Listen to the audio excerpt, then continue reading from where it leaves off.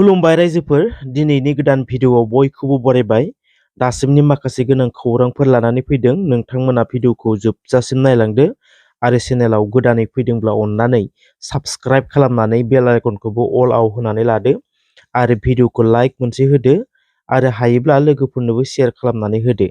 अब्ला दिनैनि सेथि आपडेट होनो आखायाव लादों नोंथांमोननो लागै।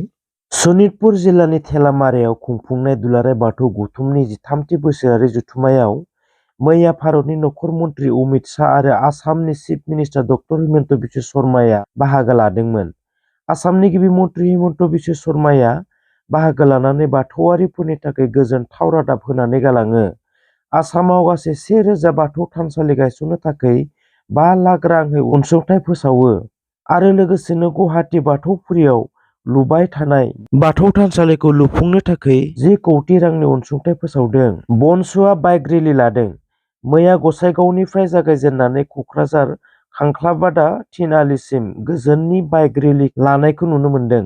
गाहाय आलासि महरै मानगोनां दावराव देख्रेब नार्जारि, अमर सिंह ब्रह्म बिथांमोनखौ नुनो मोन्दों। जोंनो नांगौ बडलेण्ड, बडलेण्ड, बडलेण्ड मोनाब्ला जों जिराया, डिभाइड आसाम 50-50 बेबायदि स्लगान होनायखौबो नुनो मोन्दों। एक्स एनडिपिफोरनि रिहेबिलिटेसनखौ जानुवारि दाननि गेजेरावनो होनो दाबि खालामदों। एक्स एनडिपि सोद्रोमाफोरा मख'नो गोनांदि बिटिआर एकर्डआ 3 बोसोर बारलांबाय, नाथाय दिनैसिमबो मोनजोबनो हायाखै। एक्स एनडिपिफोरा मोननो गोनां बिटिआर एकर्डजों फैफानाय जि दफा दंमोन रिहेबिलिटेसननि, बे मोननो गोनां रिहेबिलिटेसनखौ जानुवारि दाननि गेजेराव होआब्ला गाव गावनि गोसो बायदि गुबुन गुबुन पलिटिकेल पार्टियाव हाबगोन होननानै बिथांमोना रोखायै बुंथिनानै होदों।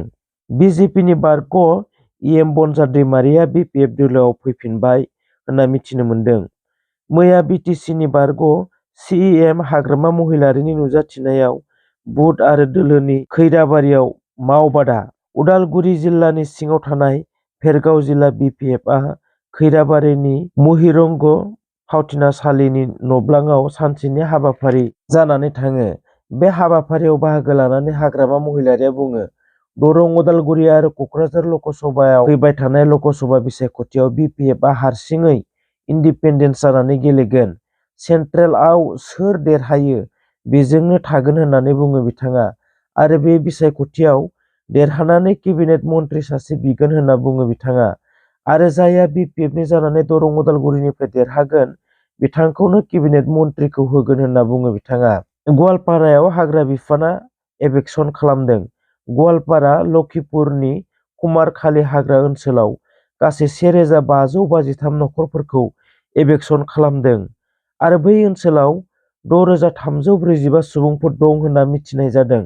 6345 सुबुंफोरनि मेगनाव दुखु आरो दाहानि मोदै। मिथिनाय बादिब्ला बे एभेक्सननि समावनो सासे सुबुंनि जिउबो खहा जादों होनना मिथिनाय जादों। बे जाथायनि हेंथायै गोबां आफादफोरानो सोमावसारदों, लोगोसेनो थैनाय नखरनो 10 लाख रां अनसुंथाइनिबो दाबि खालामदों। दुलाराय आसाम सरकारि एनपिएस सुबुंफोरा बाक्सायाव गोजान अपिएसखौ गोदानै लाबोफिननो थाखाय दाबि खालामदों। मख'नो गोनांदि 2004 मायथाइयाव सरकारि साख्रि मावनानै आजिरा लानाय सुबुंफोरखौ एनपिएस नेशनेल पेन्सन सिस्टेमखौ खालामदोंमोन, नाथाय बे एनपिएसआव बिथांमोना गोजोननाय गैया। सिगांनि अपिएसखौनो लाबोफिननो सरकारखौ दाबि खालामदों। रुनिकाटा फरेस्ट रेन्जनि रेन्जारखौ गाग्लोबनायनि सायाव रायजो-राजाया खौरांगिरि मेल लादों। खौरांगिरि मेलनि गेजेरजों रेन्जारखौ गाग्लोबनाय जाथायनि सायाव गुवारै फोरमायना होदों बिथांमोना फोरमायनाय बायदिब्ला, रुनिकाटा रेन्जनि रेन्जार प्रान्जल तालुकदारआ हादान ओनसोलाव थांनानै बारे बारे नासयहैबाय थायो। प्रान्जल तालुकदारआ हादान ओनसोलाव थांनानै रायजो-राजाखौ मिसबिहेभ खालामबाय थायो होनना फोरमायदों रायजो-राजाया। गाज्रि रावजों बर'खौ सोंखारि होननानैबो बुंदों रायजोफोरा।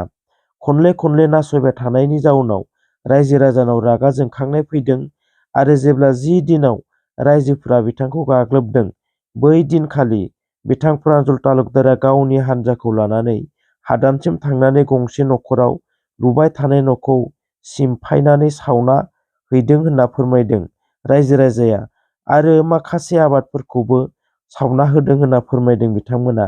बेबायदि नासयजानायखौ रायजोफोरा रागाजों रेन्जार आरो बिनि हान्जाखौ गाग्लोबनाय जादों होनना बुंथिना लायो बिथांमोना। दासिमनि थाखाय खौराङा बेखिनियानो। थेंक इउ स' माच रायजोफोर भिडिअखौ जोबजासिम नायजोबनायनि थाखाय।